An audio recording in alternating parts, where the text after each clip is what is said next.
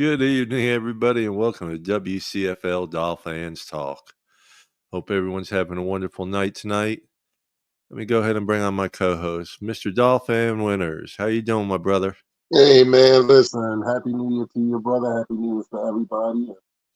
I'm feeling great, man. Feeling good. Had a brand new day. 2025 is among us, and that's the history. Good. Let's go ahead and bring on Johnny O. What's up, gents? How are you? Happy New Year to everybody. Happy New Year, brother. New Year. I'm above ground and upright. That's all that matters, Johnny. That's all that matters. Best place to be. Made it to another year. Or another day, however you want to look at it. Absolutely. You know, I remember as a kid, we're growing up, and the thought of 2025 was supposed to be space, flying cars, and everything else, and we're not far from it. But it's nothing like it. We're not far from the flying cars bit. There's actually some prototypes out there already. Yeah, but if you got the motorboat cars, you definitely got the flying cars. So, well, the motorboat cars have been around. I got a friend of mine who's got 2 boat cars. Mm-hmm. And they've been around. Haven't they been around since the 50s? Yeah.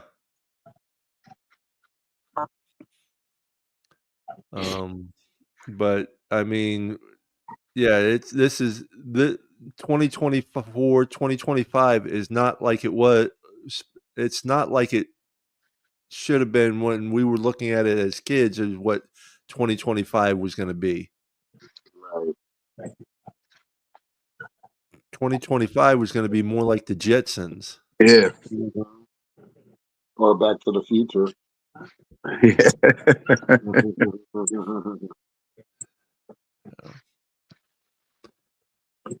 Let's see. Jorge Callis, thank you for joining us. Happy New Year, brother. Happy New Year, Jorge. Happy New Year, Jorge.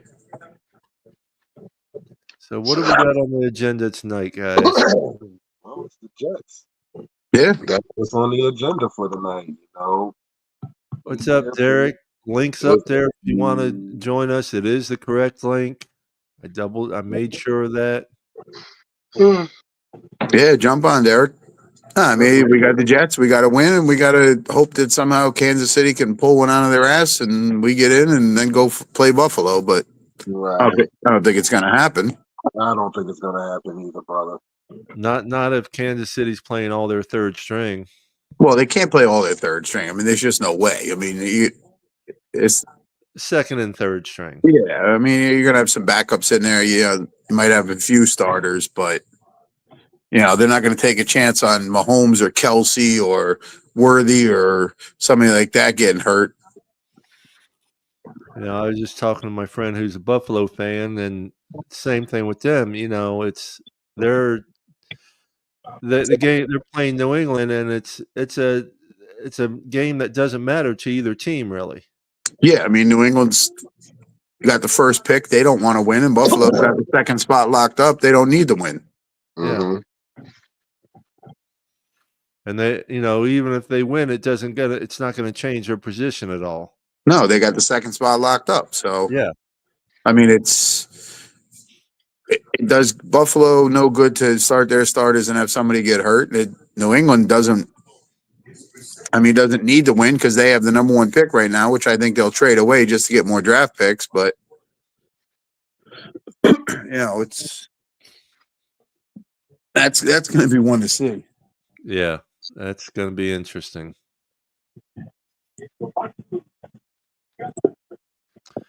Armando Swam.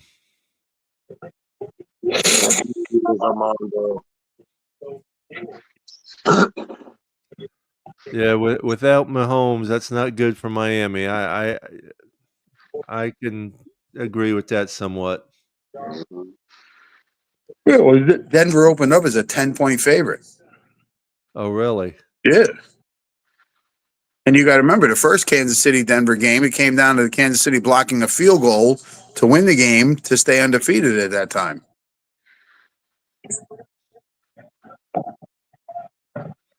So Denver. Facebook. Did you sent on? Yeah, it's sent on Facebook. That's it on Facebook right there.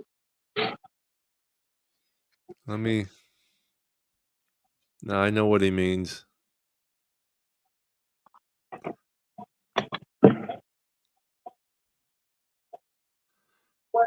Yeah, it's gonna be interesting. It's gonna be an interesting weekend anyway, and Sunday night that Detroit Minnesota game is going to be really good. Happy New Year, Darren. Darren's my friend who came down and went to the game with us.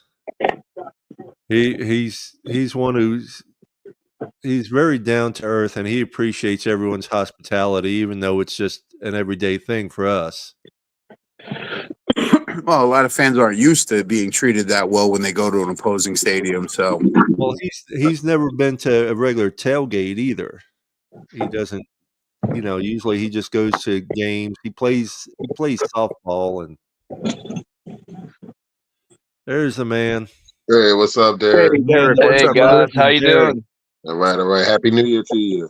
Yeah, happy New Year's to you guys. Happy Hopefully New Year, everything went brother. well for you guys, and you guys had a good night last night. Yeah, I went to bed about 11:20. I actually, Johnny, you'll be proud of me. I was up till after midnight. No, I fell asleep on the couch. The wife was already sleeping. I woke up. It was 11:20. I'm like, I'm not waiting. I'm going to bed. We stayed up till after midnight, and I was in bed and asleep by 12:15. Yeah, I didn't pass out till about 3 a.m. Oh, that's me. That's me. You must be younger. Yeah, just a little bit, not much. I don't see any gray in that beard. You guys, what are you in your 30s? Yeah, I'm 37. Yeah. Oh yeah, you're a young bug. He's the youngest one on the panel right now. Yeah, by far. I have to keep this going for us. Now I'm in here now. I'll have to keep this going for the next 20, 30 years. Absolutely, brother. You guys can pass the torch. Oh, don't worry, we will. Yeah, we got Tom's only 34, Ethan's 21, so. Yeah. So did you guys see where they put Kendall Lamb on IR? Yeah. I just read that, and I read that Rodgers is saying this is going to be his last game this Sunday. Oh, this is it? That's what I just read. It said he's not going to go into free agency or anything. He's done. He doesn't need to retreat to think about it. That he's going to call it a career. Because him and Devontae Adams are only Devontae Adams has only got 1 year left too. This is his last game. He goes on the open market as well. Yeah, right. It's got me a little nervous with that Jackson Carman playing though, because look how many hits and stuff he gave up the last time he played. Yeah, well, the good thing is Huntley back there. He can move a little bit better and run. So, right, yeah, I've seen a bunch from Ian Rappaport and who else was it that I seen? They said Tua was at practice today, limited, but he didn't do anything. They said. Yeah, so. I mean, it's only I think Wednesday, it was Barry Jackson, I believe, is what it said. They highlighted from him. So. Yeah, it's only Wednesday. I mean, he's got a couple more days of practice, but I don't see it happening. I mean, we'll wait and see, but. Yeah, if he's going to be out and Tua can't run, is it really worth putting him in there? Oh, there's a big part of our fan base that wants him in there, so he gets hurt and has to retire, and which I think is insane because now you're starting from scratch. But yeah, I've seen so many people wanting him in there. It's just like I don't know. They just say he's out. I mean, they got a little bit of a point at times, but being a franchise quarterback and everything, but it's just we can't set ourselves back in our 3 to 5 years. We've got everything in here. You just can't just blow it up right now. We have ability to still do something. Right. So, and then plus, even if he would get hurt, we still got all that money lined up. So you're basically paying for the next 2 years at least. A lot of money. Right. So at least let him play out, give him a chance. Yeah, I know there's talk about other people. There's talk about Chubb being let go post June 1st, but I don't see that because that'd still be a lot of money we're eating. Listen, people put all kinds of crazy shit up on Facebook and Twitter and all that stuff. You know, it's their opinion. If it ain't coming from the team, I don't care about reading it. I just scroll right past it. Yeah, I've seen a lot of that too. Well, it just gives us something to talk about, you know. Yeah. The latest thing right now is everybody saying Greer's head is on a swivel right now, and that's the latest thing right now that's going on, not just in the social media world, but a lot of podcasts right now. Happy New Year's, Luis. Lewis, Definitely. Happy New Year's, Lewis. Happy New Year, Lewis. Yeah, I'm just to the point, like, Johnny O says all the time. We just gotta wait and see. I mean, you don't know. I know what a lot of people would like to happen. I know a lot of people would like to see this, that, and the third. But I'm happy a lot of you guys are not GMs out there. I really am. Because Lord, we'd be in a world of trouble. We'd be getting Yeah, you got that right. I want a new quarterback. After a year, bro, yeah, I want a new quarterback. Take the money back. No, bro, no. Seriously. Yeah, I mean, this is play the game on Sunday, see what happens. If we're knocked down to the playoffs, then you start watching on Monday to see what's going on. Mm-hmm. Right. Did you see where Holland's trying to get the front office? There was talk about they would have to cut a bunch of people for him to go. Well, they would either have to cut or restructure contracts to be able to sign him. But I don't see him paying that kind of money. I really don't. Yeah. He is way underperformed this year. His first few years, he was getting better and better. He looked like he was going to be a great player, and then the end of last year, he kind of fell off. And this year, he really hasn't done anything. Yeah, the last year and a half, he's been like non-existent, and you can't pay a guy top free safety money, and plus we don't have it. It said that we only had $4.7 million right now.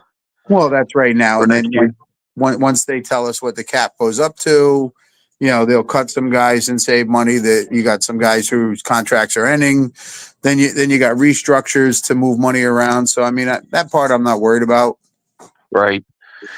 And then once I seen that they weren't going to play Bradley Chubb, he must have a major high injury insurance claim or something in that contract. So, I mean, if we were definitely going to make the playoffs, you bring him back, if it's set in stone, but there's no chance and he goes out there and gets hurt, and then we're going to end up costing ourselves again, having to pay out even more, and then you would be able to cut him June 1st. I called that at the beginning of the year once we signed Tua and Waddle that it was probably going to be a casualty.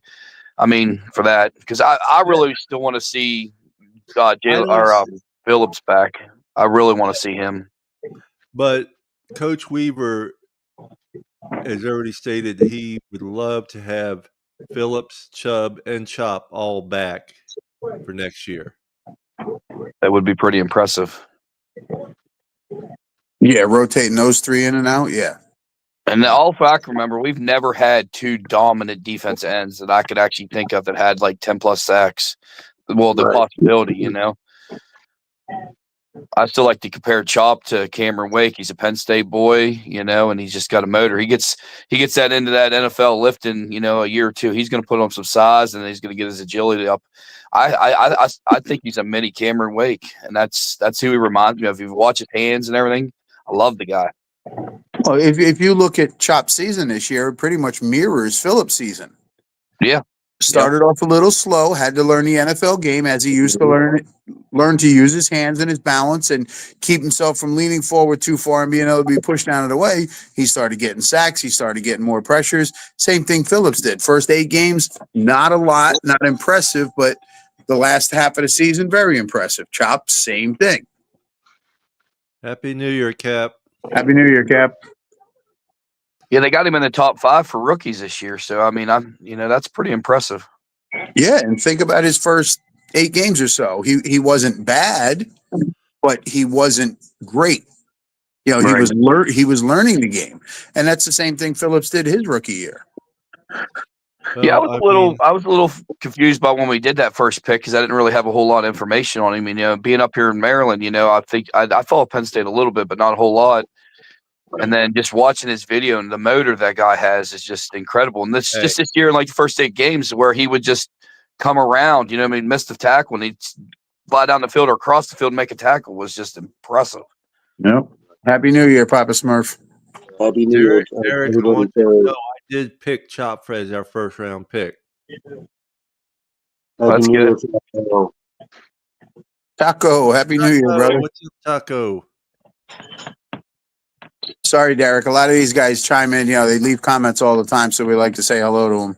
Oh, okay. Yeah, I'm the rookie. I got to learn from you guys. Yeah, a lot of these guys that are saying Happy New Year and stuff, they're here every show or just about every show. So, they put a comment in. We like to acknowledge that they're there and putting the comments in that we see them. So, all right, Happy New Year, guys. Thanks. Yeah, definitely. But yeah, no, Chop has definitely been impressive. We've said it all along on the show. First couple games, like, this guy's getting pushed around a little bit and, he's not getting to the quarterback. And then we're like, all right, now he's starting to get a little pressure. And then the second half of the season, what's he got? 6.5, 7 sacks or something like that? Yeah. Yeah. Like that, Yeah. So, I mean, he's definitely learned as he's playing, and you could tell he's gotten better and better as the season has gone on. So I know I don't think I know he won't get it, but I did make a bet for him for Defensive Rookie of the Year. Yeah, he's probably not going to get it, but hey, you never know. I would have to put him in the top 3 for sure. Paul Jones is saying Happy New Year's. He's a Lions fan. Thank you for joining us. Good luck. Thanks for joining us, Paul, and good luck. Happy New Year and good luck to you guys. I really want the Lions to win the Super Bowl this year. I was going to say, if this is his first time on our show, then as a Lions fan, you'd be surprised at how many of us are pulling for your Lions because of our coach. Yeah, your coach, but one of our former coaches. Our former coach, and I love how that guy plays. Like he gives it all. He's got so much heart, and he's got that team, the passion. Well, and it's funny because if you listen to Detroit fans, and if the guy that's on, listens to the radio, so after Campbell's first year in Detroit, they wanted him out. Yep, they wanted him gone. The fans couldn't stand him. Now they love him. I wish we could find a coach like that. It's sad to say this. We did have a coach like that. Oh no, but it was backwards. We loved him the first year or two. Now we want him. Now we want his head. Because he doesn't seem to be improving on the things that he should be improving on, and it's year 3. I mean, exactly. Yeah, there's a learning curve to it, just for any player, for any coach. But damn, bro, where's your learning curve? It's supposed to go like this, not like this. Buddy, you ain't never he's having a sophomore slump on his 3rd year. And then the NFL's good. You got a lot of athletes. You can have the most high-powered offense like we had last year, and they found a way to stop us. Now we're going to see how can you rebound next year. We need to figure something out because there's no reason we should be winning.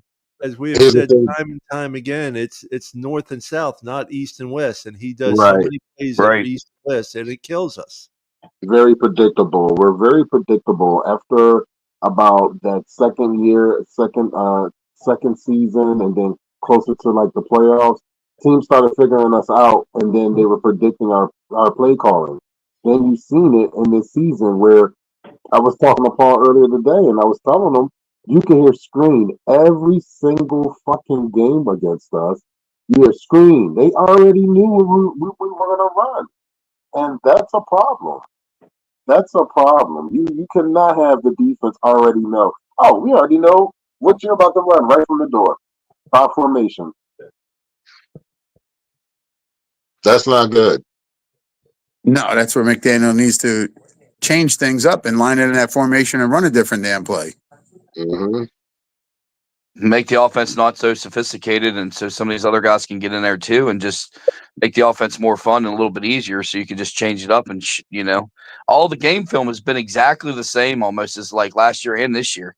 Like I'm not even an offensive guru guy, and us four right here, us four here can actually see where we can actually almost predict what's coming. And that's absolutely. not good. I'm sitting in the stands or sitting on my couch, and I know what we're running. Well, if I know what we're running, don't you think the defensive coordinator on the other side knows?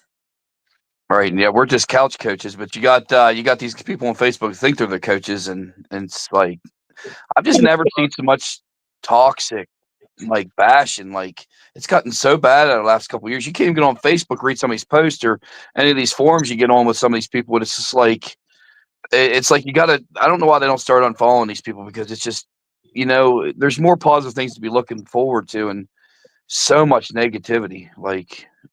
Well, I'm just saying McDaniel needs an offensive coordinator. He's got one. He just doesn't use it.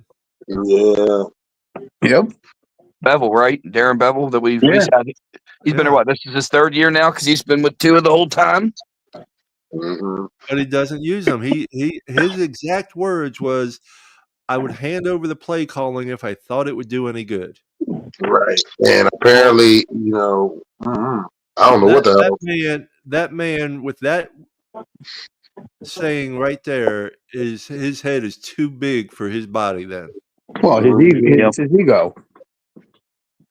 Well, if he doesn't do it this next year, he doesn't have a job. I can tell you that. Even if he makes it to the playoffs and we lose, I think he's gone. His ego's too big. And, listen, there's a lot of coaches that have big egos, but,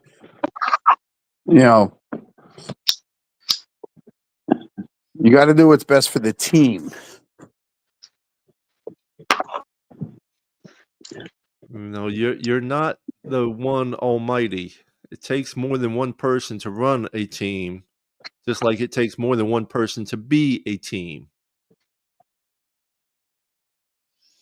But I'm glad at least we do have one thing that's making it easier on him is, with Anthony Weaver, the defensive coach. That Baltimore guys, they know their defenses. And if we could get anything, if our defense stays where it's at and, they could tighten up a little bit here and there. So it should make McDaniel's, head coaching job a little bit easier just because now we know we have an awesome dude for defense and he knows his stuff and let him have, a year or two to build it. Oh, yeah.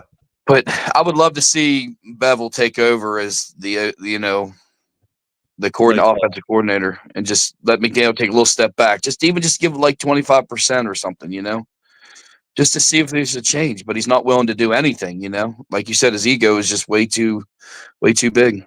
Yep. Well, I mean, two things we need to do in either the draft or free agency is 2 new safeties. But yeah, Poyer's got to go. We need somebody to replace him. I think I seen something there about a Georgia safety, somebody from Georgia. They were looking at. I see a lot of these post people doing like their drafts, their mock drafts.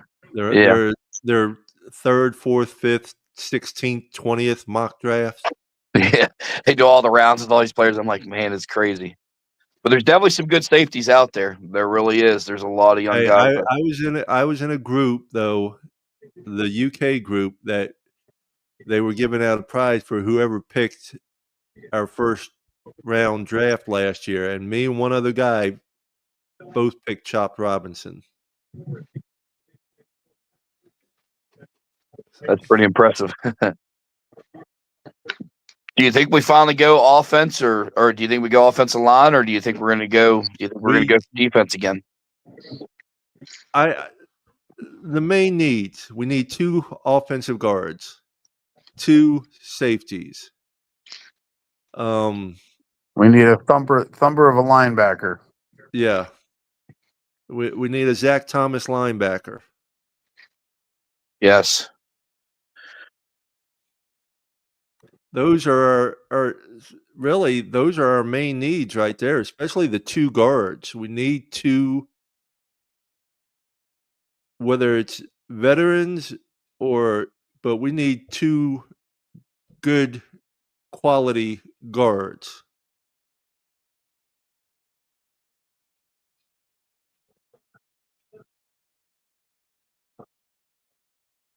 Yeah, I just seen Lewis popped up.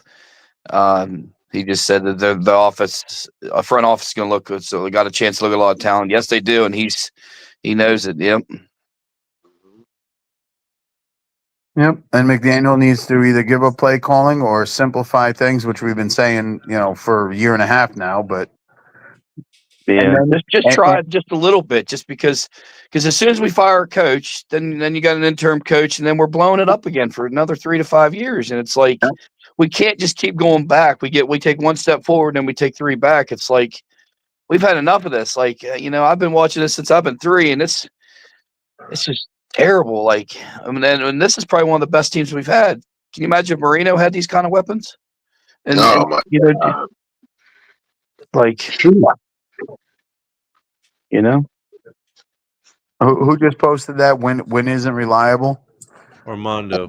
I wouldn't totally agree with that. Wynn's coming back. He hasn't played much, so he's got to get back into the game. So I mean, the snaps that Wynn's been in there that he came back off IR, he's done pretty good. Happy New Year, Shake. Go ahead. What's up, Shake? Fins up, brother. Happy New Year to you, Shake. Fins up. Happy New Year, Shake.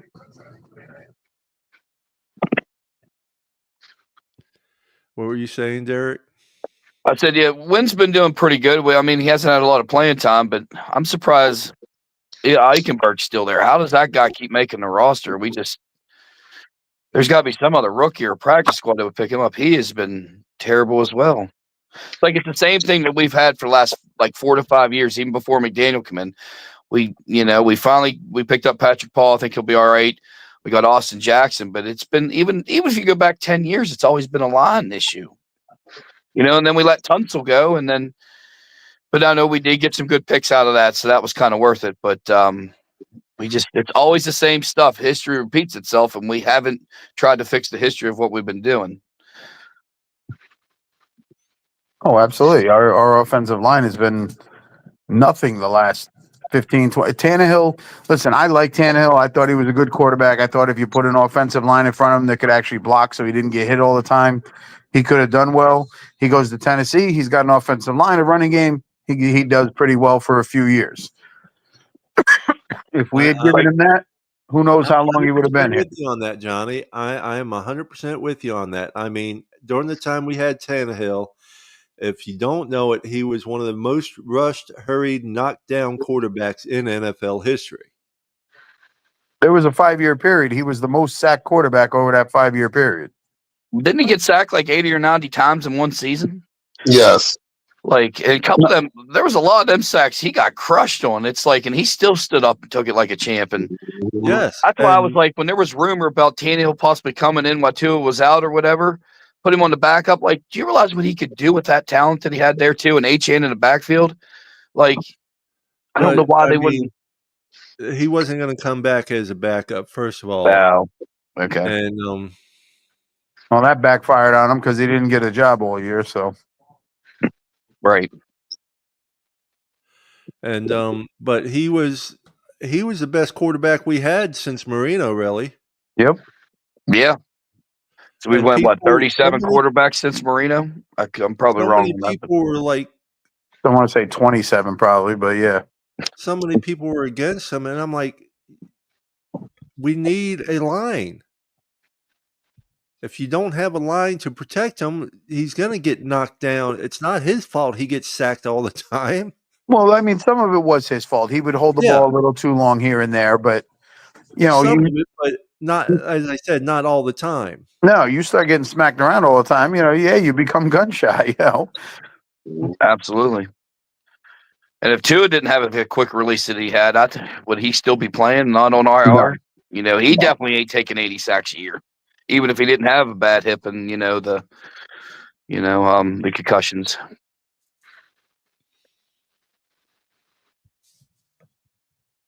But hey, I was thinking about after I got off on Monday with you guys. Next year we play Atlanta at Atlanta. If it's when's the last time we've had 2 starting left-handed quarterbacks go against each other? Yeah. Well, I think there's only 2 in the league right now. So. Well, I mean, just even back in history, I was just thinking, I was like, man, that's going to be impressive. And Penix Jr. is not going to be a bad quarterback. He just, because I watched him play the other night. He finally got his first touchdown, but. And Atlanta's defense is not to sneeze at as well. They have a really good defense in Atlanta. So You cannot think that's going to be a cakewalk. Right, and the crazy part is we picked Poyer over Justin Simmons, and I'm like, watching that guy play and all the interceptions he had this year.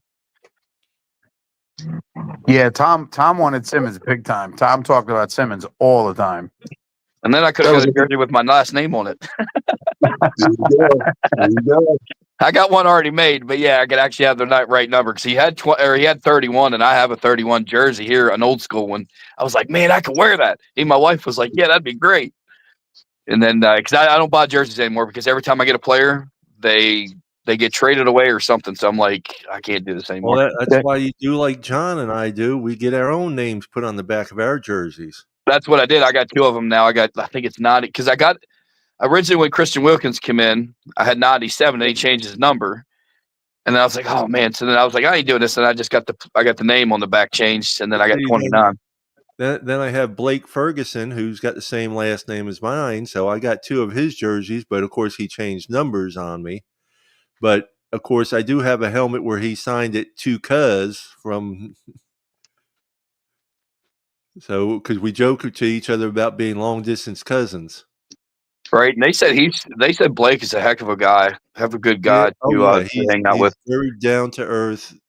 And then you met Chris. You met Chris Otwell that did the Richmond Web shirts for us, with his sprint. He sits with his mom and the family down there. And I got in pretty good with Chris. Chris is a really good dude, diehard Dolphin fan out of Delaware. I know Chris is awesome, bro.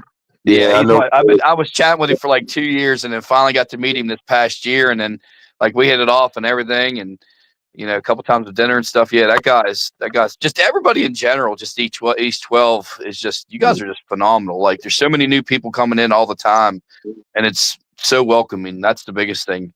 That's what really got me involved because I just want to help out anybody like you guys helped me out and got me in the family,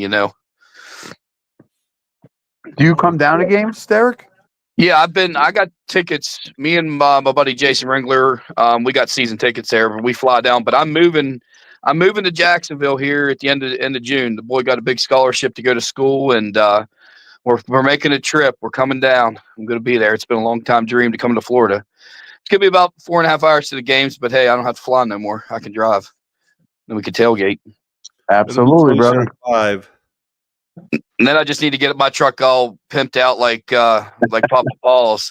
That's one of a kind there. I love that truck. I'm a big Ford guy too, and that thing is just sweet. I'll sell it to you. All right, when you're ready to sell it, you let me know. You don't want to pay what I have into it right now. I guarantee you got a lot in it. Yeah. Let me move first, and then get the wife her house and everything down here, and then we'll talk. Well, if you're moving, are you moving into Jacksonville or just near it? We're probably going. We got to be within 30 miles of. So we're coming down the 24th to 27th. Get with some realtors and stuff. He's going to Jacksonville University. So we got to go. So he don't have to live on campus. He's got to be within 30 miles from school, and then I'm going to join the wheelchair company. My company I'm with now. They have a shop in Middleburg, so that's the plan to be transferred down there. So we met this year, didn't we? Yeah. Yep. Yes. Yeah. Now that you said the wheelchair thing, yes. Now I remember. Yes. Yeah. Yep. With Macy and everybody, and everybody there with Allie's good friend and Mr. Rodriguez, his one daughter. Yeah. There's Chris. Yeah. Yep. Why I asked is Orange Park's a nice area. There's some very nice suburbs in Orange Park, which is just outside of Jacksonville. Yeah, we were looking there. Biggest things we're trying to stay out of the flooding part, and just trying to keep an eye on like the taxes and stuff. My company really wanted me to go to Sarasota, but man, there's some of them taxes and flooding and stuff, flood insurance from all them hurricanes just come through. It's like $12,000 a year. I'm like, whoo. Yeah, it's not cheap. Florida is not cheap at all by any means. My wife is in insurance. She could tell you it's not cheap. And in 2 years from now, the insurance is going to go up even more. Right. Because it takes 2 years. What's up, Dan Burke? Yo, Dan. 2 years after a hurricane hits is when the insurance increases. Right. It takes time for them to pay out all the claims and everything. Yeah. No, that's when they start recouping their money. Depends on how many claims they paid out. Depends on how much it goes up. Right. Mm-hmm. Dan Burke, I gonna miss you, man, and won't see you until training camp. You could always go on a cruise with us. Yeah, I can't afford that cruise. That cruise is too damn expensive. What cruise is that one? There's a Dolphins fan cruise in March. Oh yeah, I'm going to eventually do that, but it's going to be a few years down the road. Now, is that still with MSC, right? Because that's the sponsor. No. This one, Maria Caraballo put this one together. It's just fans. Oh, okay. Yeah, but it's on MSC, right? No, it's the bigger one. Carnival or no, Norwegian, Royal Caribbean. Royal Caribbean. Okay. Okay. Yeah, Maria's another awesome person. You know, she does a lot for everybody. And I got my 1800 tequila, the Dolphins special edition bottle. She got us all. That's another amazing person in our group.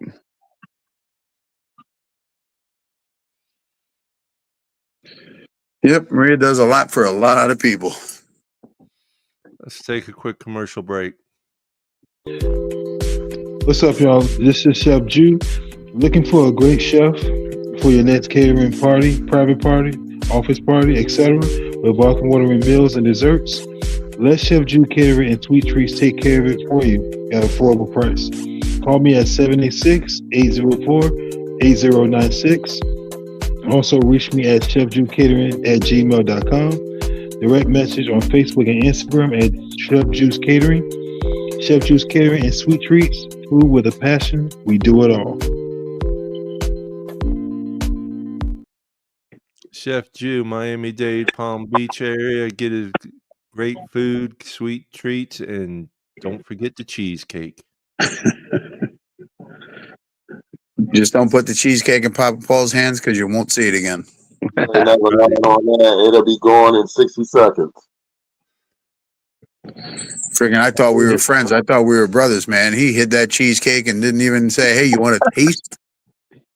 It was a personal size cheesecake. Paul was not sharing that shit for nobody, man. Nope. He took one bite of that and said, screw the rest of you. Right. Damn right. Hey, no, I did share it with the wife. She had a couple bites. Yeah, couple. That's funny.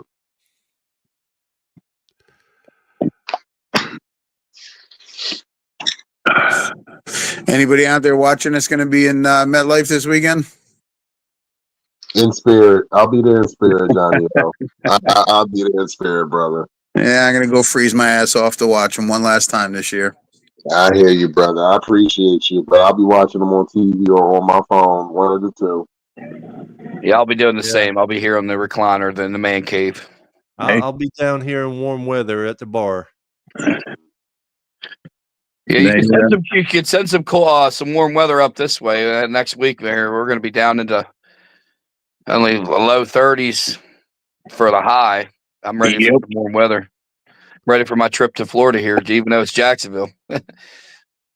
Well, I do want to say I want to send out some quick prayers to all those in New Orleans and even here in Tampa. There were shootings here in Tampa last night and everywhere around the United States, the whole world. But I also want to send out prayers to Big E, who is back in the hospital again.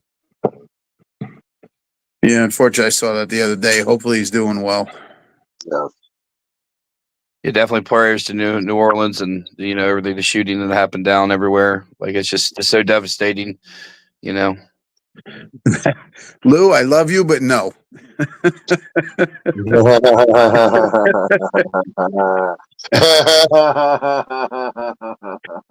Yeah, you talking about cold? That's just beyond.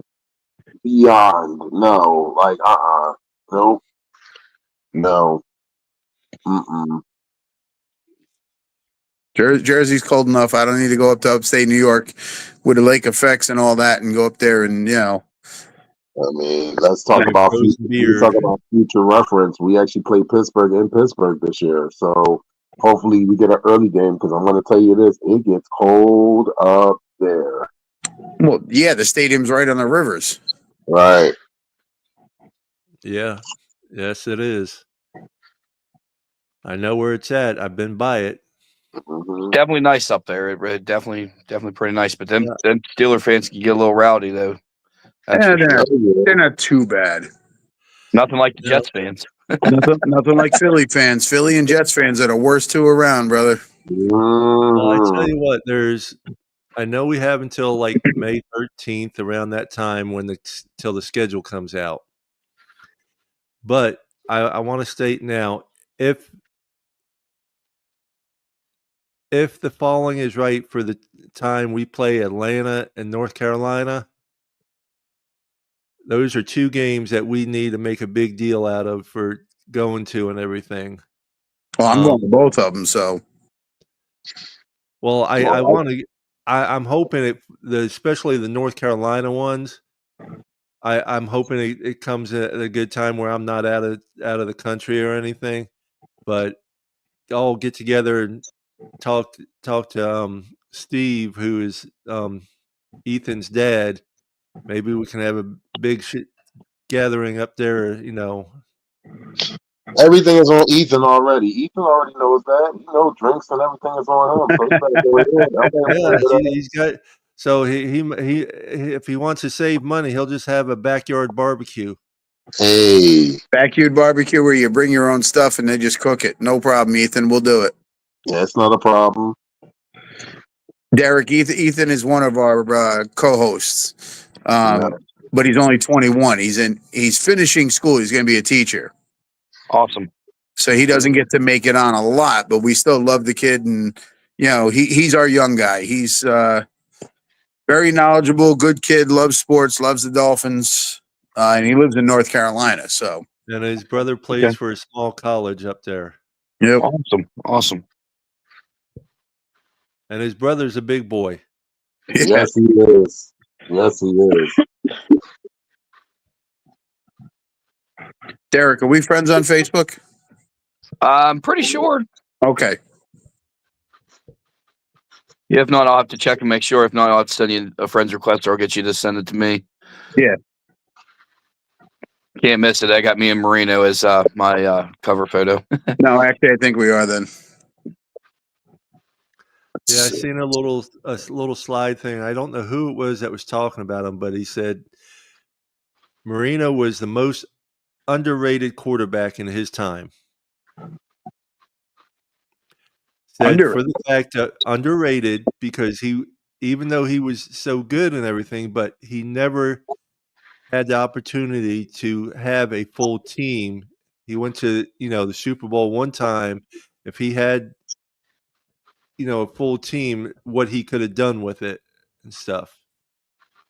And also talking about if Marino was doing in the 80s what they're doing now. Agreed. But the only reason Marino never made it back to the Super Bowl was because of his own damn selfish self. He wanted to throw the ball. He didn't want to run the ball. Shula would call a running play, and he'd go up to the line and change it to a passing play constantly. Right. Go look, go watch. No, Mark Higgs one year in the first 6 games or something had like 580 rushing yards. And every game after that, Marino would audible out, and he only ended up with 800 and some rushing yards. Mm-hmm. So, a lot of Marino's problems are because of Marino. And I love him. He's my favorite player all the time. But as I get older and get to talk to some of these guys that played with him and around him and stuff, they'll tell you stories, and you just shake your head. You're like, you got to be kidding me. Everybody talks about he didn't have a running game. He didn't want a running game. He wanted it all on his shoulders.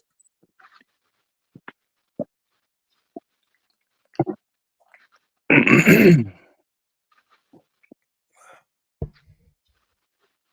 definitely can't argue with you on that. Not at all. Not at all. You think that was the reason why Jimmy Johnson took that power out of his hands? Yes, because Shula wouldn't do it to him. You know, Right. the offensive coordinator would call in a running play, and Marino would walk up and then, and change everything and throw the ball. That's why he always threw the ball 35, 40 times a game. There was no balance when he was there. Yeah, they could always defend the pass a little better, you know. If you know what's coming, you know he's passing all the time. Well, Yeah, but even that, they still couldn't always defend it. But the problem was, Right. you know, Marino, when he retired, I think he had the record for the most fourth quarter and overtime comeback wins, but he put himself in that position because all he did was throw the ball. I want you to see what I got for Christmas. Look familiar? Is that the trivia Bible? Yep.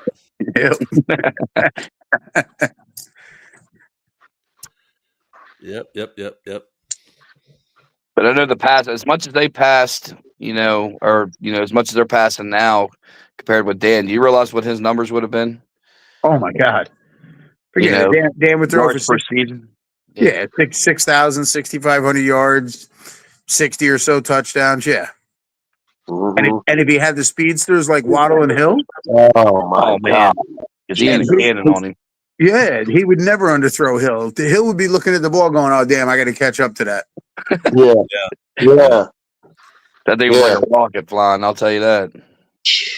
Well, I'll pull a page and throw a quick true or false trivia at you.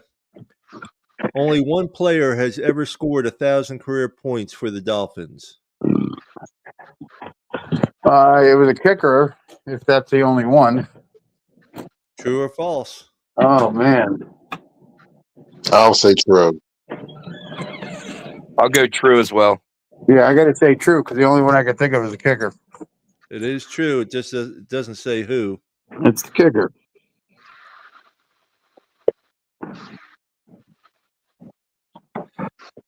Here, I'll look it up. I'll look it up real quick. You want another one? Yeah. Okay. In which season did Orlando Murray set the Dolphins scoring record with 144 points on 39 field goals and 27 extra points?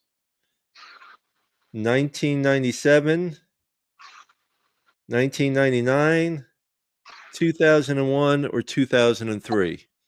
And it's funny because Linda Marr is the only one ever to score over 1,048 points. I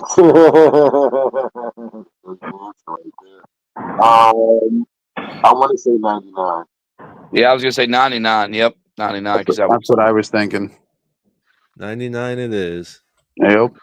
My other choice would have been 03, but I can't fool you guys. Well, you can go back to the old school questions. Then yeah, I'm definitely out for that. I'll be like, I'm out. I'll be like, dude, no. I'm not old enough for them either. I mean, I've watched a lot of the games, you know, but I was a kid. I wasn't keeping track of all that stuff in my head. Right. And I don't have a brain like Tom O'Gara or Matt Finney Evil, man. They see it one time, they read it, they remember all that stuff. Mm-hmm. Until the Sunday Ticket and all that stuff came out in the stream and stuff, I wasn't able to watch the Dolphins. I'd always watch them on, you know, the highlights or reading up on them. Here's one I don't think anybody will get. Which famous television star was a part owner with Joe Robbie when the AFL awarded a franchise to Miami in 1965? I wasn't born, so the fuck, man. Was it A, Bob Hope? And some of y'all should know this. B, Danny Thomas, C, Andy Griffith, or D, Dick Van Dyke?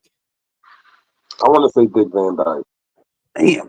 Yeah, I'd have to go with Dick Van Dyke just because that's the name's the most popular. Or the yeah. I'm gonna say Bob Hope.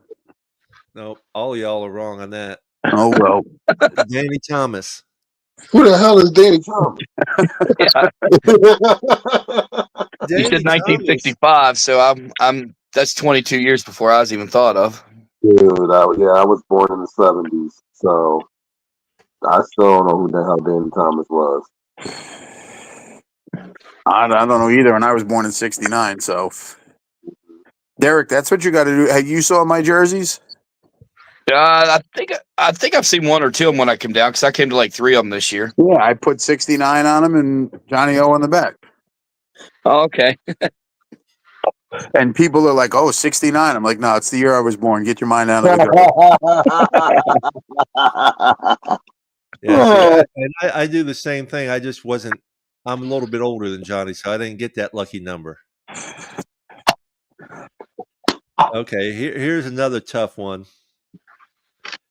and because I wasn't even a glimmer in the eye yet.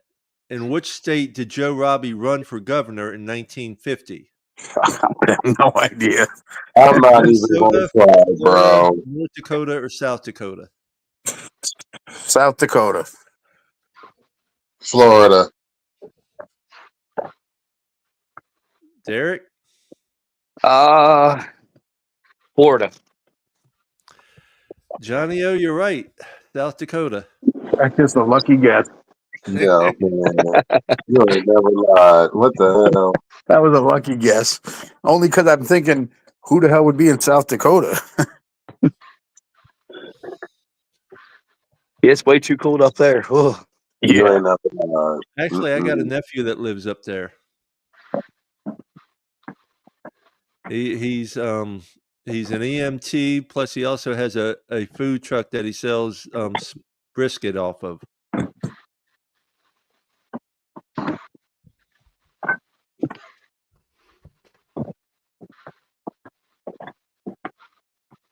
Joe Risk, good evening, brother. Didn't see you there. How you doing? What's up, Joe Risk? What's Happy up, New Joe? Year, Joe.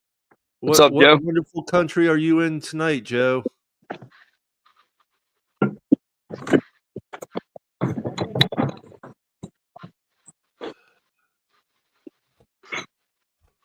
You look like you're cold in your house there, Derek. Yeah, I just stepped outside. It's freezing outside right now. The wind's blowing. Yes, it is. Yeah, I was just down in the man cave. I had to come upstairs here and stuff, and I was like, "Yeah, it's."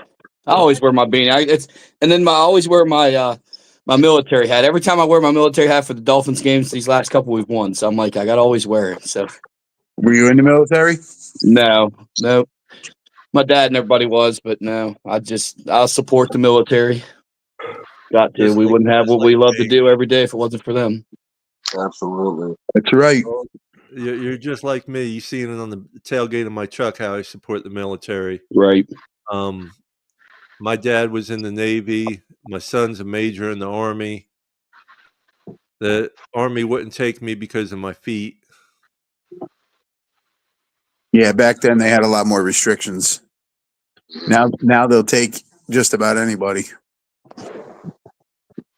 Back in the day, you had to be a certain height, couldn't have flat feet, had to have good vision, all that stuff. And over the years, it's changed. Charles Kirby, Papa Smurf's a veteran. So am I. Well, then, Derek, you're going to have to see about coming down for my party in April. Yeah, I need to. You have to give me some dates. Maybe I can fly down, or maybe I can make it down as like a business trip or whatever to Saturday, come down and look at 19th. some houses. Saturday, April 19th. April 19th. Okay. Yep. April 19th on the Saturday. Papa Smurf will be there.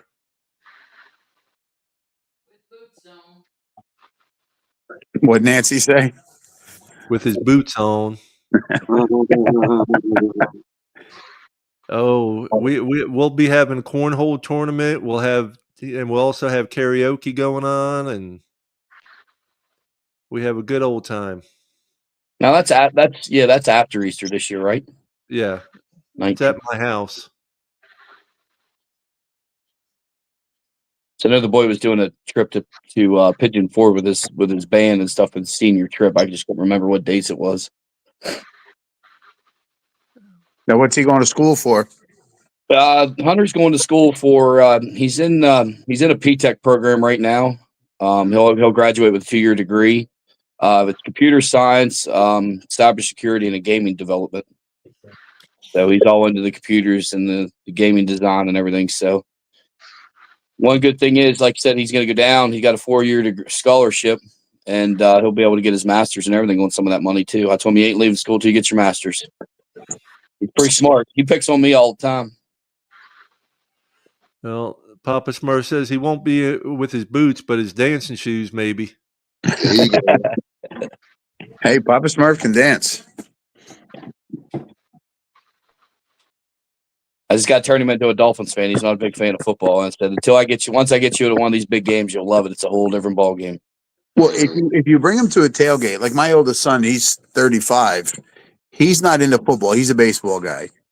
But he enjoys coming down to Florida because of the people that I hang out with and the tailgating. And he's like, this is just awesome. These people are great. Can I say something? Yeah, I fell in love. I went to my first tailgate because we went to the Jets games, and my father and my brother got kicked out because Jets fans are fighting with us. So they get kicked out. They come back to the game, and I'm like, afterwards, I'm like, Dad, I want to go to Miami. I want to experience a Miami home game.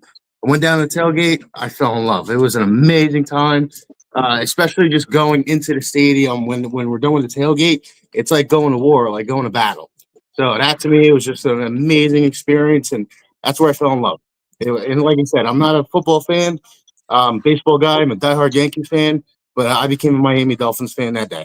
So that was the biggest thing. Once I came down to the games, I was like, I got to get season tickets and everything, and not even live there. People were like, "You're crazy!" Like they see me fly all the time because I post stuff. Man, you're crazy. How do you do that? I'm like, hey, you only live once. You got to do it. That's right. And then one thing my wife just said. The Jacksonville University where Hunter's going to go, they're the Dolphins. He's going to be in the big marching band, and they're the Dolphins. I'm like, yes. Now you got to get him down to one of our tailgates so you can experience it. I brought my best friend Rob. He's a 49ers fan. He came down for the San Fran game. And, we get there early, and he's like, why are we here this early? The game's not till, 4 o'clock. I'm like, we got to get tailgate set up, and then we got to get going. And once it got going, he was like, this is incredible. He goes, you don't tailgate like this at other stadiums. You don't see this. And I'm walking him up and down the aisle, introducing him to people, and he had the best time. He's like, this is incredible. I'm like, Dad, now you know why I come down here for everybody. That's what the wife said about over in San Antonio. Mr. Polk, how you doing? Welcome. Mr. Polk, What's up, Mr. Polk? How are you, brother? Happy New Year. How you doing, buddy? Happy New Year. Happy That's New Year, what. Papa. Oh, go ahead. Go ahead, Mr. Polk. Say your Happy New Year. Oh, Happy New Year, Papa Paul, Dolphin winner, Johnny O, and Derek. Happy New Year. How you guys doing? Can't complain, brother. Good to see you. It's good to see y'all too. But that's what the wife said about San Antonio as we walked through a couple parking lots looking for the Dolphins Nation Mexico where they were at. You didn't see anybody really tailgating throughout there. Oh, you mean in Houston? Yeah. Yeah. I mean, we went to a tailgate because Holly knows Patty, the Houston Texans fan of the year right now. So we went and tailgated, and they had a very nice setup. They had like 6 parking spots blocked off, tents over them. You could walk underneath, get your food and drink and stuff. That would never fly in Miami because you got to pay for all those parking spots. They would never let you do that. But there wasn't a lot like that. We walked through to the store. It was just people. It's like MetLife. People are behind their car. They're grilling. They're hanging out. It's a very small group. Exactly. Where we're at, you got the whole line from the top of East 12 all the way down to East 32 and, everybody in between. I'm walking Rob through and somebody's like, hey, you want a sausage? You want a hot dog? You want this? And he's just looking around. He's like, are you kidding me? I'm like, nah, bro, this is the way it is. You go over it. I mean, you got all different groups all over the place out there and in Miami. And, you go over to Dolphins Nation Mexico. They got some great food over there. I mean, it's never ending. You got West 25 has a big tailgate like us. Yeah. East 12. That's one thing I want to do. I want to try to go experience some more of the stuff besides just East 12. And then one thing we really tried to plan last year, was that we wanted to tailgate because I love cooking some chicken and all that stuff. I can grill pretty good. I'll have to show you guys when I get down there. But we were going to try to get a storage thing and stuff to put it down. And the one buddy come over from like near Tallahassee, Jason's son Austin. But it was just too hard to try to fly and stuff. But that's one thing I can't wait to just come down and just tailgate, make my own food and show you guys. Next year, Derek, the first game you come to, let me know, and you and I will walk over to West 25. Okay. They have a very nice tailgate over there too. Now, is that over towards like the training facility, or where exactly? Yeah, that's over by the training facility. Yeah. And I've been over there once, maybe twice, but for me, it's a hard walk for me.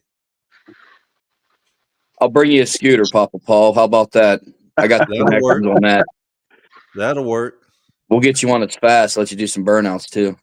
I thought doing something with the kids. Some of these kids burn up their motors, and I'll shut off one side and program let them do burnouts. I probably might get in trouble if they don't see this. Gotta let the kids enjoy their lives, you know. Hey, gotta let them get out and play and have some fun. What's up, John Featherland? Hey, John. What's up, John? Happy New Year's. Yeah, John. I can see Papa Paul doing wheelies in the parking lot. Yeah. Papa Paul's too big to do a wheelie. That front end goes up, he's going backwards. That's it. That's it. No. I know how to balance myself. I'll make some anti-tippers for him. I'll give him Willie bars. We'll make sure he stays in it. There you go. Thank you, Derek. He's 6'5". He leans back. That thing's going all the way. Now I got some chair. I got a guy. I actually built a chair. I helped build a chair for a guy that we do, and the guy's pretty close to 7 foot tall.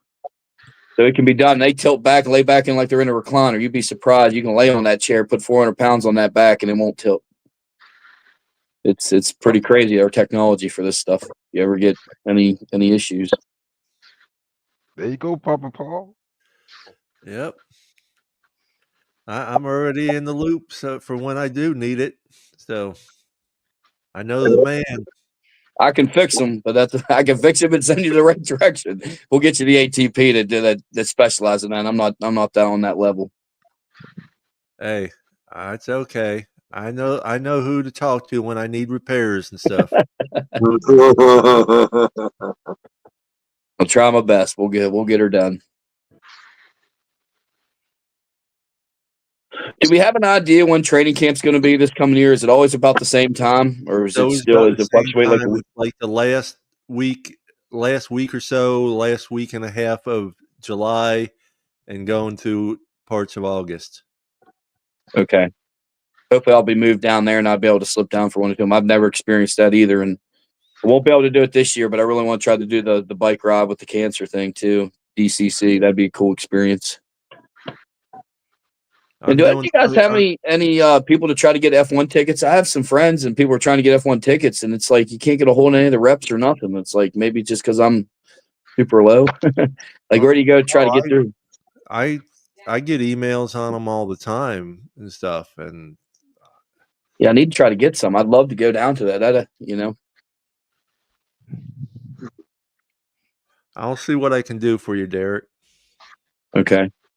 That'd be something that'd be cool to come down to do. It's just, eventually once I get down there, maybe I'll try to get in the club because we're at 348, road 23 or something like that. The view's great, but only coming down for a couple of them. Yeah, we sell a couple of the tickets, but we let them go cheap. We're not trying to make any money off them. So yeah, because by the time you sell them, you got to pay that tax and fee through Ticketmaster. It's not even worth it. I usually give mine away and stuff. But I sit in 338. Okay. I'm right there on the corner of the bar. Winters knows where I sit. John knows where I sit, basically. Yeah, because you were up above me. Yeah, John sits below me. You're in 138, right? Yeah, next year I'm moving to 104. Yeah, we kept our seats right now again, so I imagine unless they let us move down a little bit, but just keep the price range, so it ain't super high. And then I always have most of the time I have an extra seat. My wife doesn't normally go. She might go to one of them because, like I said, we flew down, and then Jason's son Derek came to two of them with us, and I gave him a deal on the tickets, like, hey, just come down with us. So he had both of his boys with him. But yeah, I always have an extra seat. I made all the games the last 2 years, all the home games the last 2 years. My wife this year made half the games. The other half I gave to friends and stuff. My brother, my best man at my wedding, and then Dolphin Winters had 2. Yeah, that's my goal. Next year, I'd love to try to make all of them. I'd still have to stay the night in the hotel coming down and stuff just because it's 5 hours away. But find an Airbnb. They're much cheaper. Okay. Look for an Airbnb. Cost you $60, $70 for the night. You know. Okay, that's something to look into. Yeah. Yeah, I got Marriott rewards and stuff, so we normally stay at like we'd always stay at like the Spring Hill Suites and stuff. You know, you get the whole weekend for like $200. Sometimes you hit these deals right. And then me and like Jason would split on a room. And then like when his boys went down, they would get another room, and it wasn't bad. Like if you're only spending $100 for the weekend, you know, you can't beat that. Well, God, you get the flights. You know, you get flights cheap coming down here from BWI in Maryland. You know, we get like 200, but then towards October, November, you're talking 400, 450. So. Who are you flying? Southwest. I fly Spirit out of Atlantic City, and most of my weekends are between $50 and $80 round trip. Wow. I know that you don't, if you carry any luggage or anything like that, they charge you an arm and a leg. No? No, I just bring my duffel bag for the weekend, and that's it. I fly in on Friday, leave on Monday. Yeah, I always bring too much stuff. Man, John, you travel good. Just a duffel bag?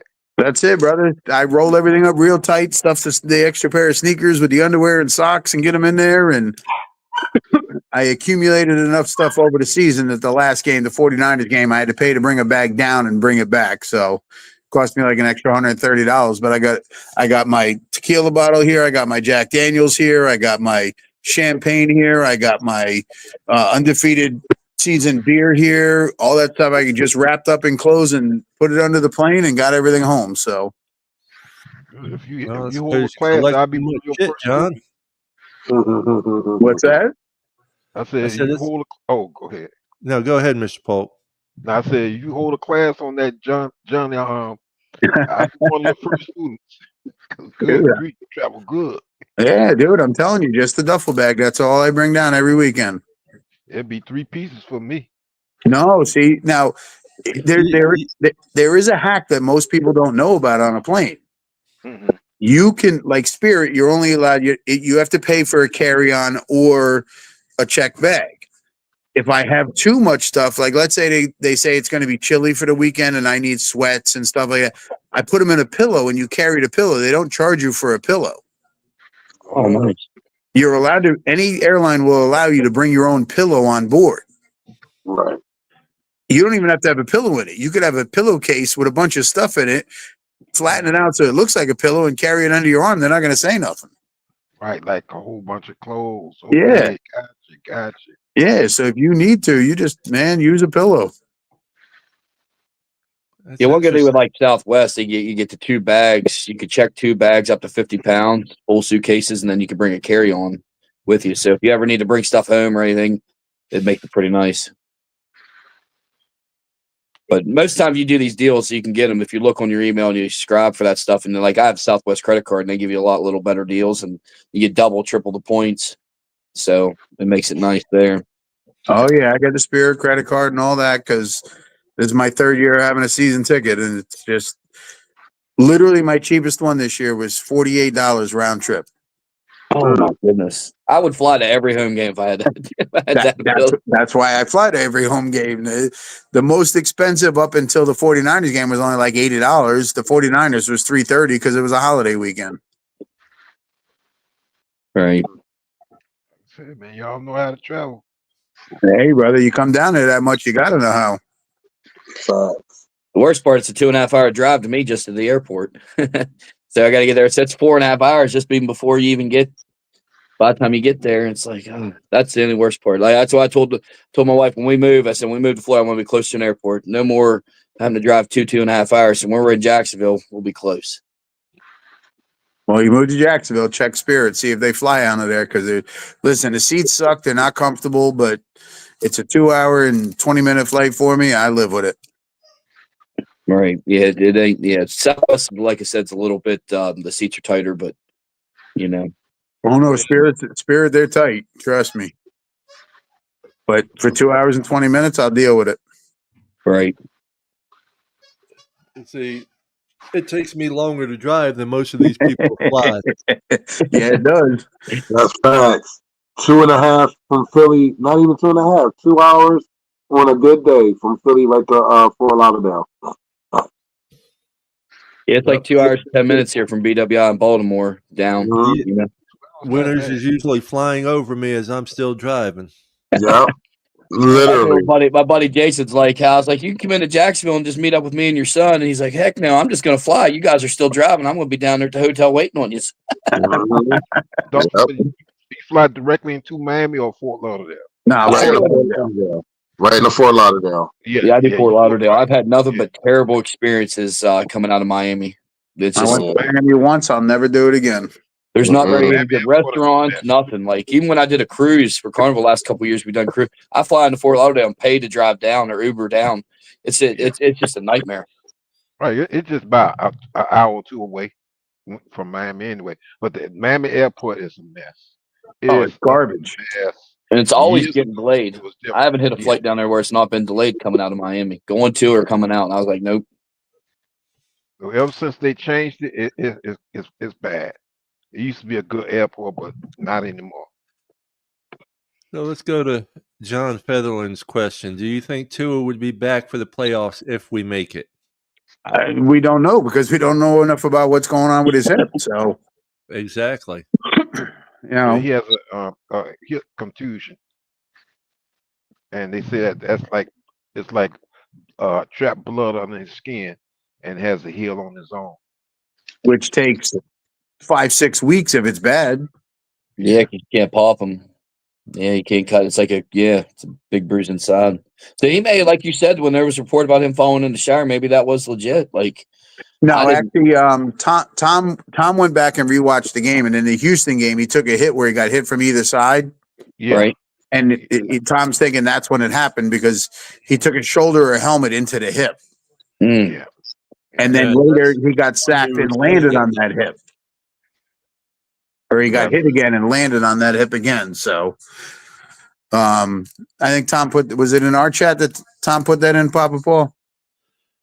It might have been. He Might might have have been. said it last night. Yeah, no, he put it in the chat today, and it might have been the Q Billy chat, Okay. saying that he went back and rewatched it, and Tua at one point got hit right in the hip, and then a little while later got hit and fell on the same hip.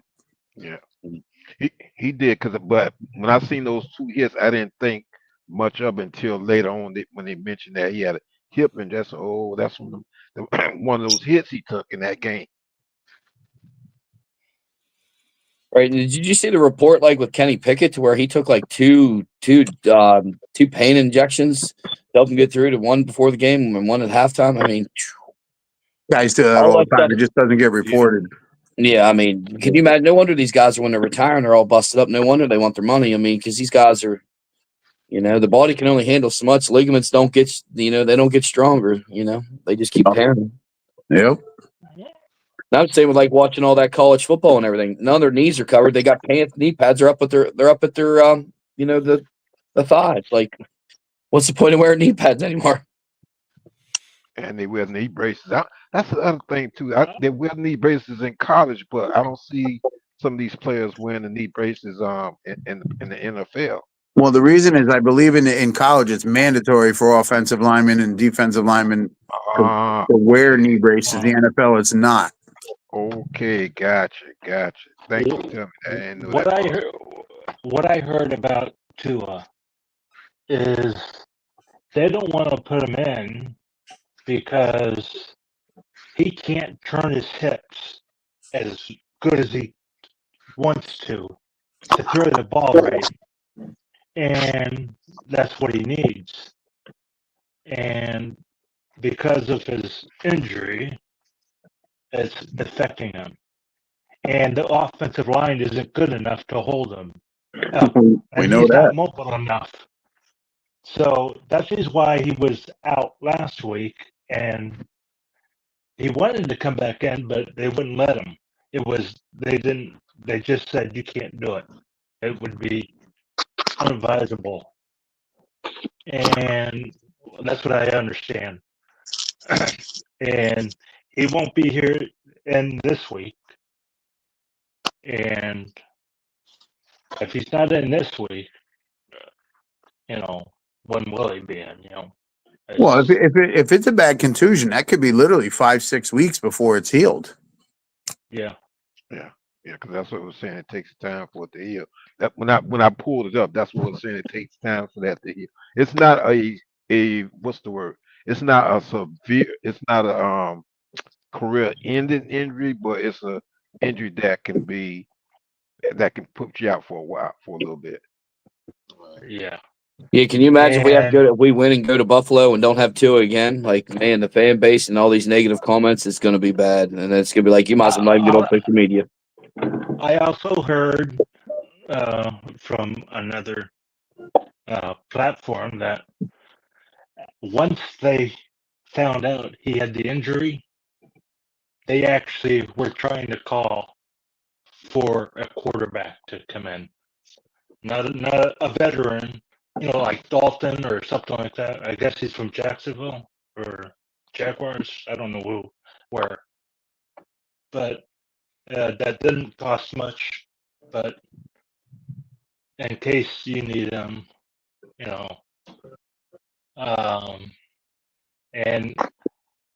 I don't know. I guess they're going to keep him next year. They're paid enough money for him. Knowing the Dolphins, they would keep him. Keep who? Tua. Oh, we Of have course to they keep. keep. He's under contract. He ain't going He's under nowhere. contract. You got to keep him. Got to keep him. He's not going anywhere. They're not going to be $50 million in dead money. I mean that would screw up. Right. Unless you did a rebuild over again. Yeah, but you can't do a rebuild with your $50 million under the cap or $50 million in dead money. You can't sign anybody. You're going to have a bunch of unless you go like the Browns and kick the money way down for Deshaun Watson like they did, but that'd be dumb. Yeah, we would have to keep him for a couple of years. That's why they were looking for a quarterback that wouldn't be expensive to get. Well, you know what? That brings me up to a point too. As far as trying to, when the season's over with, as far as trying to get some players, we need to kind of look at the Canadian League and see if there's some players we can get from the Canadian League, because I don't see the NFL doing that much now. Since the Cam Wake days and what have you. And I know that's a different league and everything, but look what happened when we went and got Cam Wake.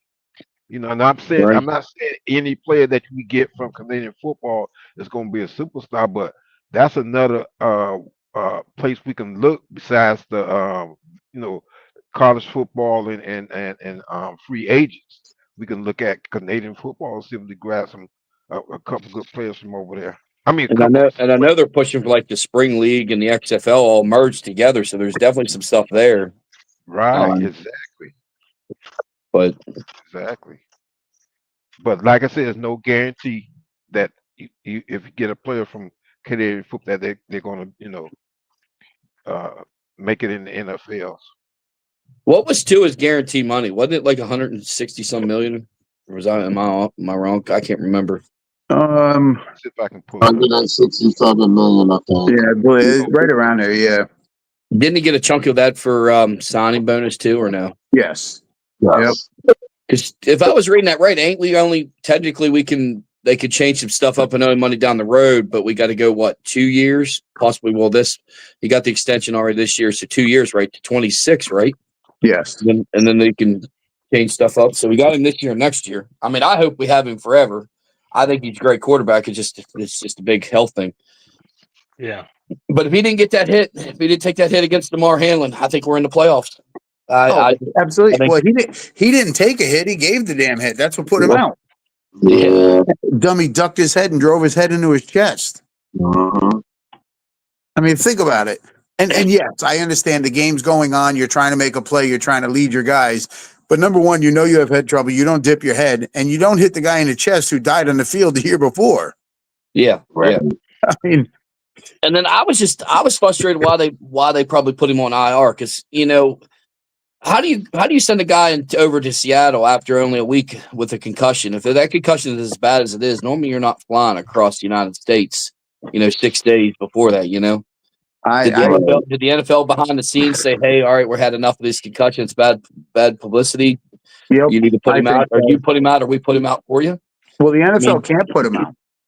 Well, I know, but they can make things hard behind the scenes, I'm sure. But. Right. Oh, that they can definitely do, but no, the NFL cannot put him out. And I agree with you, Derek. I think the NFL came in and said, "Listen, sit this guy down, make sure his head is clear, make sure he's okay, put him on the IR. Yeah, it's only 4 games, and it was 5 weeks because our bye week fell in there, and that doesn't count. So he was out for 5 weeks, but I believe the NFL had something to do with it. I don't think the team did that. Right. And another frustrating thing, he got all that bad publicity about all these concussions, but Trevor Lawrence just got completely destroyed, doing the fencing, even worse than what Tua did at the Bengals game that time. There ain't been no word about it. Nothing. It's like, why is Tua got to be public enemy number one on this? Like, Josh Allen got knocked out cold, and they didn't even talk about it. Exactly. Giving him the smelling salts how many different times? You know what I mean? You give Tua the smelling salts, he'd been good. I mean, Josh Allen threw how many interceptions after that? It wasn't an interception. He just completely missed the receiver in that second half after they gave him the smelling salts. Yeah, because he was concussed, and they didn't even talk about it. He didn't have to go through protocol. He didn't have to miss any time. Oh, it's Josh Allen. He's a big name. We got to keep him. Get the hell out of here. Right. Yeah, it's just frustrating. It's just, for once, I just hope we can get some, keep the negative publicity out of the Dolphins and let us do something, because we're an amazing team. We got the talent. It's just leave Tua alone. Let us. Well, it's funny. The only people that buy the tour is our own fan base. I know. You can't, like I said, I've already unfollowed on like so many people and stuff. It's just every time they always just want to bash everybody, and even they want to bash him when he wins. I'm like I even went back and seen some posts when we were talking about Tua having the best game when we lost by field goal to Buffalo up in Buffalo.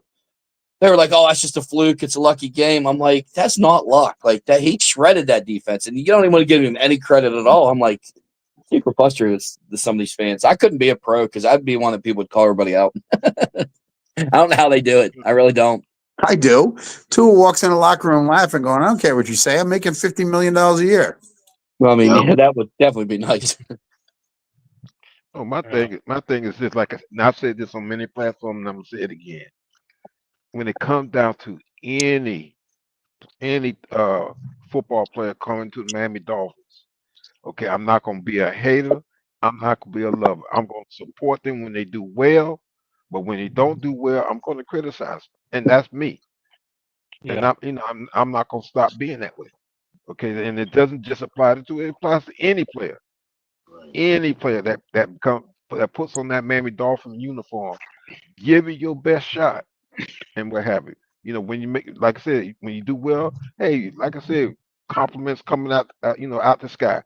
But when you do bad, going to criticize you, and it's not out of hate. It's just, we want, with me, I want what's best for the Miami Dolphins. Period. It's definitely all right to to pull out or to point out situations that are the bad things they made, but you got so many of these people trying to destroy somebody's character and everything. They go way too far with this bashing. It's like, pull out what's wrong. Their athletes are they're still human beings, but they're going way too far, and then it leads into somebody else getting, and it just keeps going down. And then the fans start bashing each other. It's like, that's not what we need as a fan base. Yeah, but Derek, every fan base was like that. Yep, I understand. Yep. You live in Baltimore country. I'm sure there's people that love Lamar Jackson. There's other ones that hate him. He turns the ball over too much. He's this, he's that. I live in Jets Giants country. I listen to it all the time about both organizations, how this player sucks, the coach sucks, the owner sucks, the GM sucks. We need to get rid of everybody. That's every organization. We just hear it I'm more. In Baltimore / Steeler country, so one minute Lamar's the MVP, the next minute they want him gone. It's hilarious. Yeah, because at one time they not too long ago they were saying Lamar Jackson just nothing but a running back.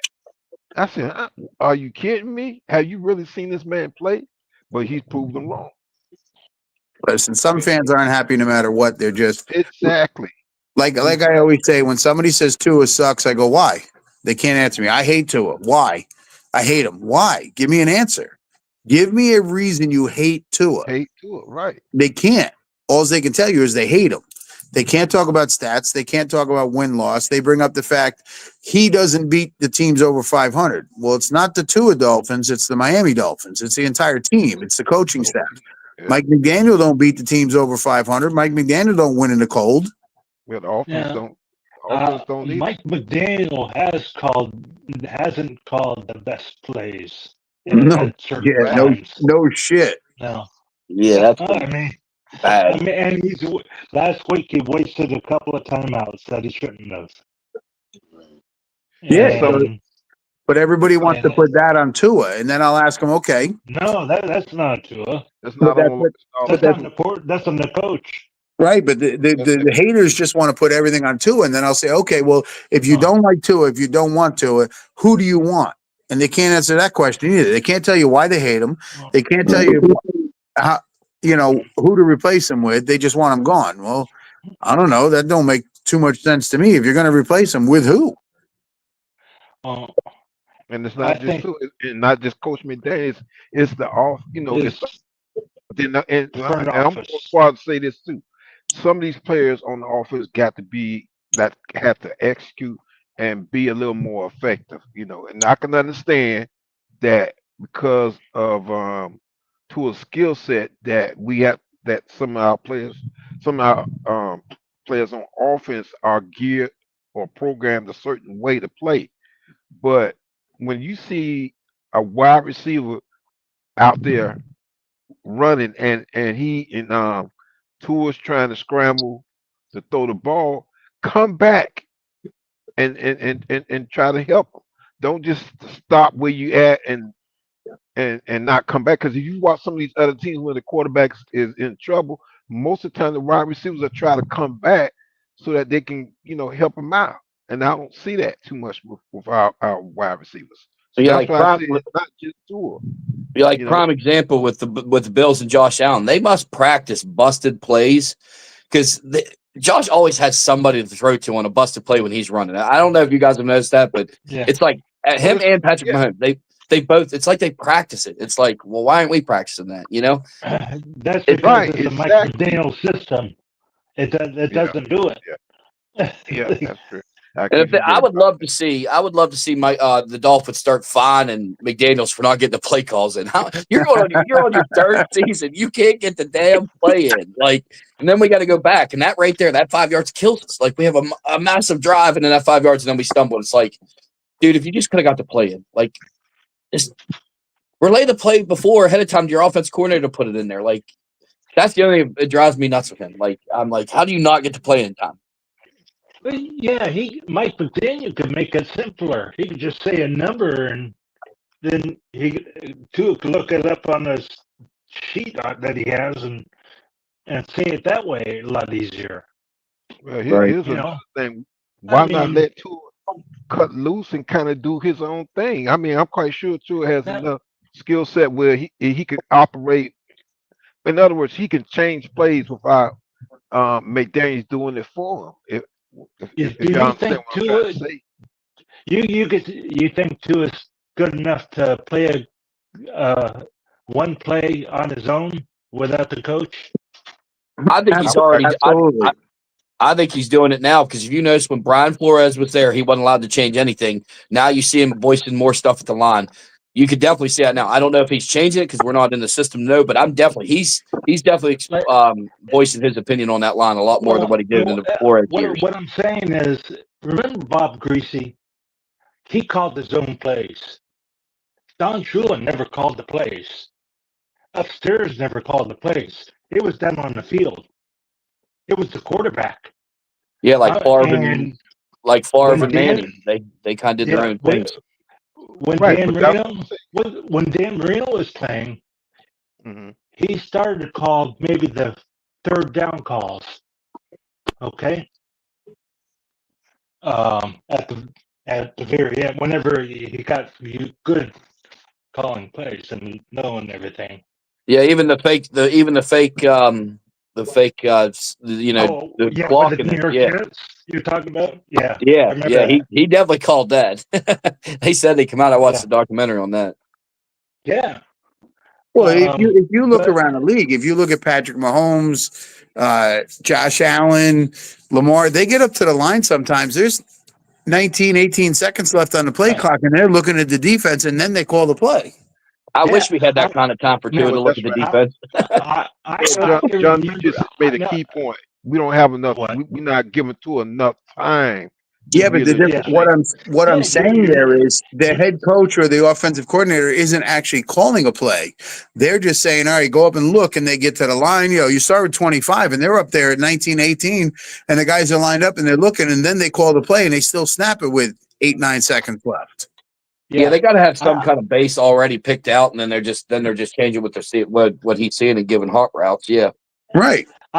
I can still remember Bob Greasy going up to the line. He had glasses on, and Oh he yeah, would that's right. stand up right behind the center, and he would start looking around at the defense, and he would wipe his glasses, and Don Shula would be scratching his head, and he put on his glasses, and he had time left to call the play, and hike it.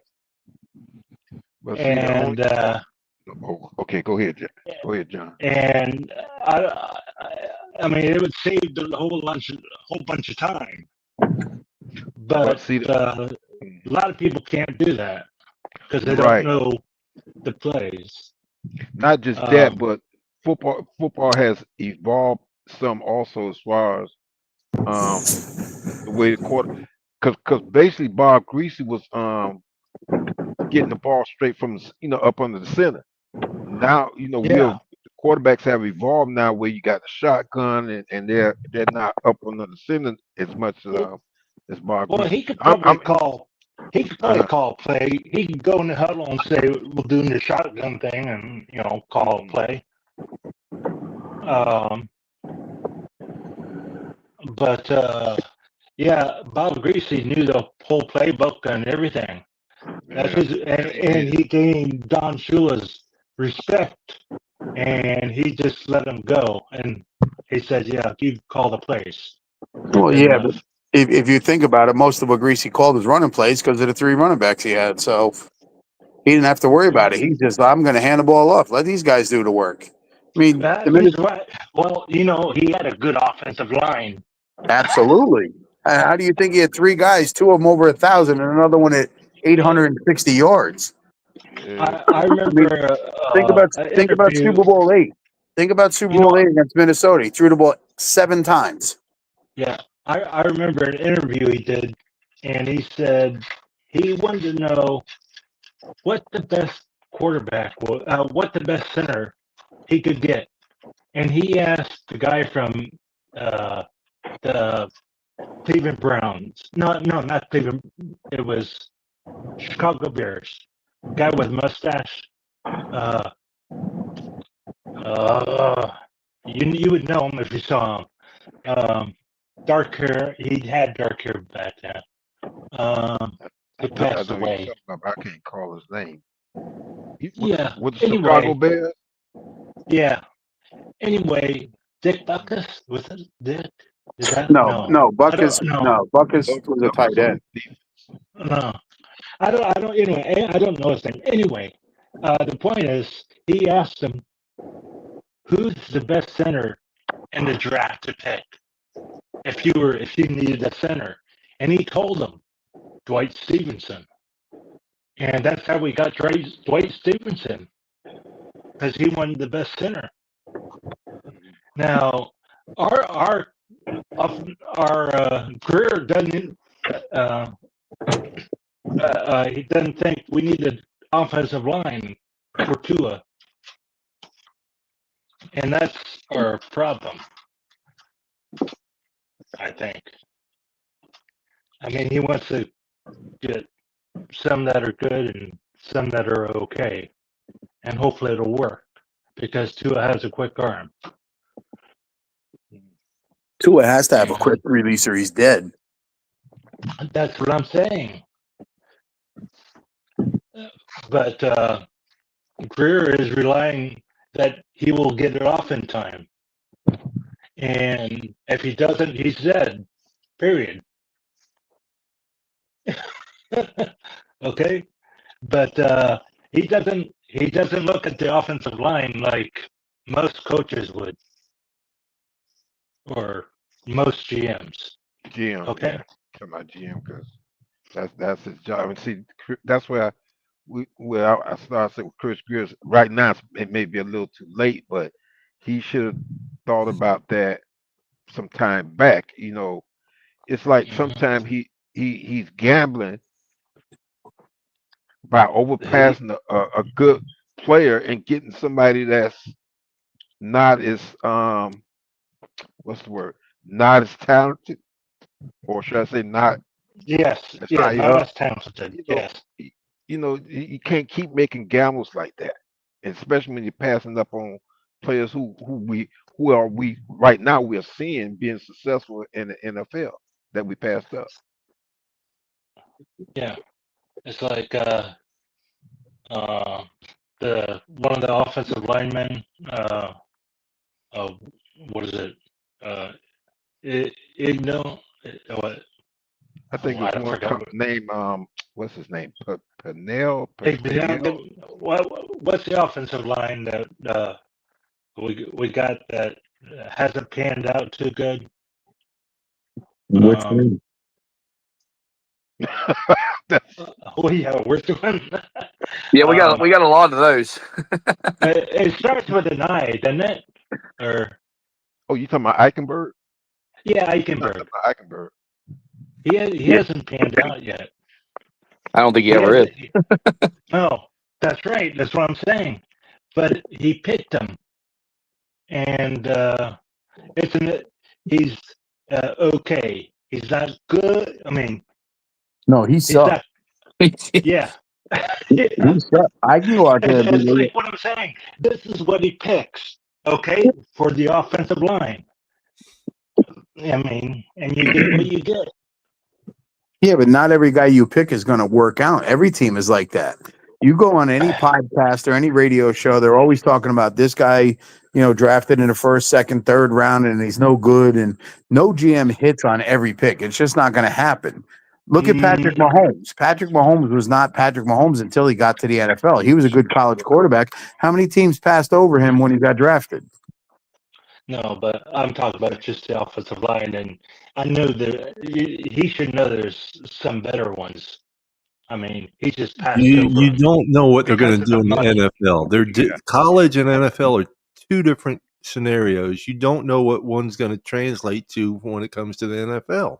And you're hoping a guy can take the skills that he had in college and transfer those into the NFL, and it doesn't always happen.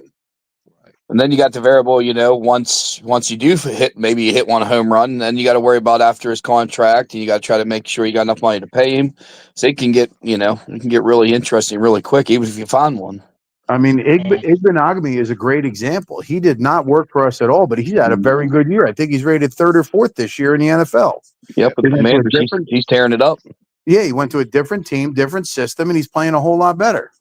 Geno Smith. Look at Geno Smith. Look at Sam Darnold. The Jets drafted him, destroyed the kid. He goes to Carolina, does nothing. He gets to Minnesota, and they got 13 friggin' wins. Yeah. Are you kidding me? He finally got to a system and a coach that he likes, and he's, very prepared, and he's going out there and playing his ass off. Nobody saw that coming. Who's the coach for Minnesota? But the head coach, I don't know what the head coach is. Who's the Brian Flores is defense coaching. Yeah. Flores is I was wondering if he was the head coach or defense. No, Flores is a great defensive mind. I don't think he's a good head coach. Yeah.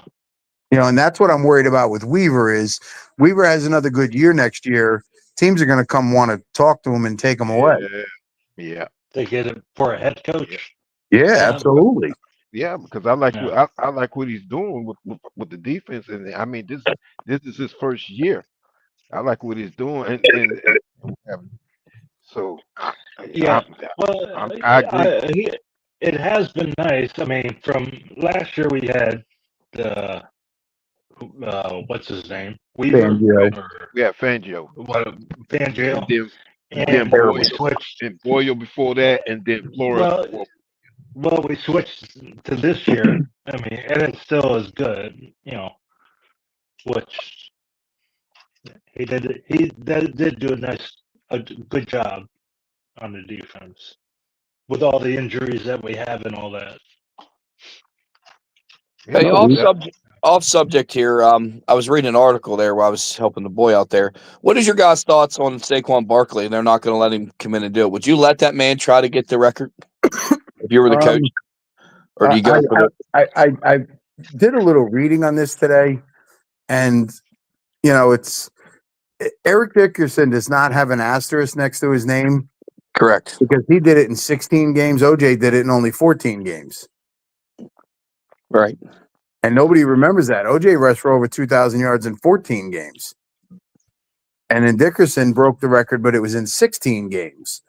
I don't think Philly's going to play him for the fact that, he only needs 101 yards. But if, God forbid, he gets hurt, the GM and coach are going to get murdered in that city. Right. and with me, and I shouldn't say, I hate to say this, but when it comes down to a player, I'm not. If I'm the coach, I'm not trying to really get him records. I just want him to get out there and give his best. It's not about records, man. To me, it's more about winning than records. Records do not win Super Bowls. Marino proved that. Exactly. Right. Exactly. Yeah. Well, Okay, guys. Marino I didn't. think we're going to go ahead and call it a night. All right. Well, it's been nice. I haven't been up here in a while. Yeah. It's good to see you, John. It's good to see you. Yeah. It's always good to see all you guys. We lost winners. Yeah, he went to bed. Oh, okay. Yeah, I can understand that. Yeah, I was about ready to get ready to cut off here soon too. I gotta get up early for work in the morning too. And Paul, John, Crazy Dolphin, John, nice meeting y'all. Well, Johnny and Paul, I know you guys pretty well. Thanks for allowing me to get on here again.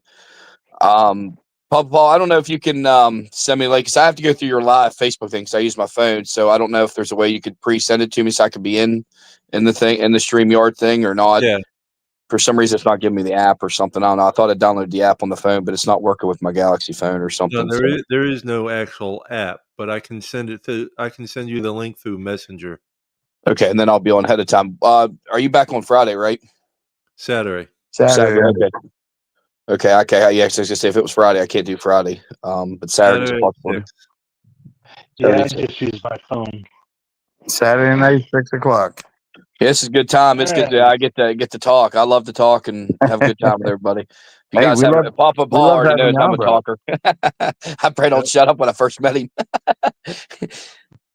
Well, everyone want to thank everyone on Facebook, YouTube, Instagram. I mean Twitter.